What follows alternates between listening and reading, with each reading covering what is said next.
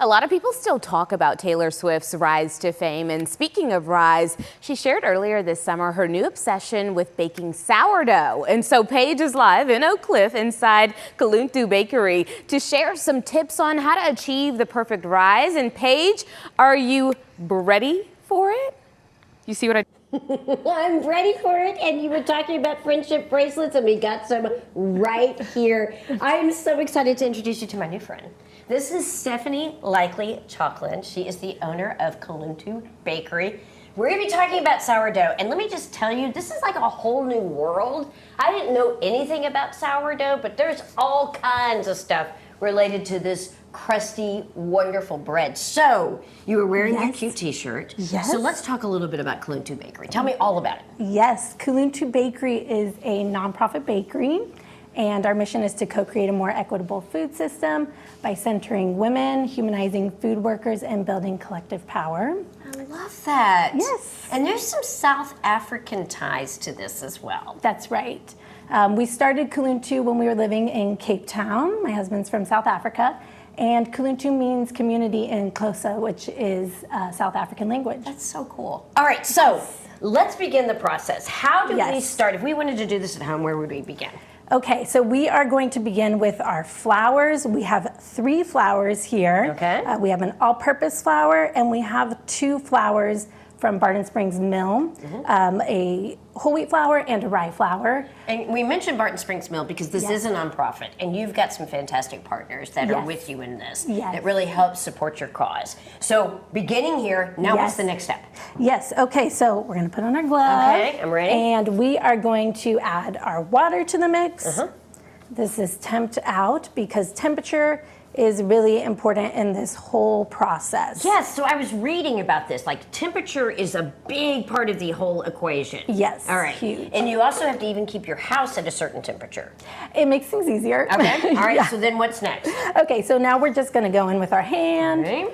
And we're using our dominant hand to just mix it. I love this feeling in your fingers. One of the things that I love talking about with sourdough bread is how it incorporates all of the senses. So I always invite people to really think about that as they are diving into this craft. It honestly feels like a little therapeutic. Definitely. I'm not kidding. And I'm not a baker or a cook, or pretty much I spend as much time away from the kitchen as possible.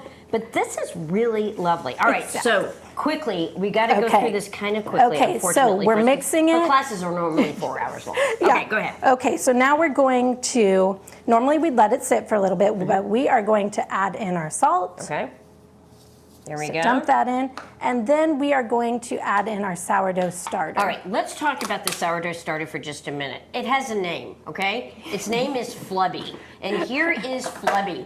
Now, Flubby is a living, breathing entity. At one point, your husband almost accidentally threw Flubby away, and it was like throwing away a family member. Oh, It could have caused some marital strife, but this is something that you have for years? Yes, yeah, so we actually made Flubby when we first moved to New York in 2015, came with us to Cape Town, and then here to Dallas. Wow. And it is a living culture made with wild yeast, good bacteria, and this is what you add to your dough instead of yeast to ferment and leaven your dough. All right, so, and the other thing that I think is interesting too is how simple these ingredients are. We're talking salt, we're talking water, we're talking flour, we're talking Flubby, and it's the process itself.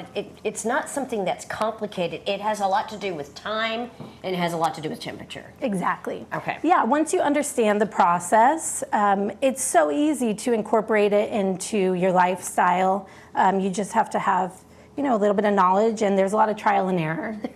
And it's very sticky. This is what I use my bowl scraper for. All right, so just you scrape can it off, scrape this thing keep out. our bowl nice and clean, and then once we have it mixed, at this point, we would cover our bowl, and we would let it sit for about 4 hours. Okay. We want our dough between 78 to 80 degrees. Okay, I'm going to take off this glove now. All right, so now we've done that. So we're going to speed up this process. So we're skipping ahead to the next day here. So typically, you would let that dough ferment, and then we would shape it, and it would go into the fridge, and then this is the next day. We let it sit in the fridge overnight. All right, so now we're going to do we're going to score our We're gonna bread. score it. So this is right before baking. We take it out of the fridge and it'll be nice and cold. All right.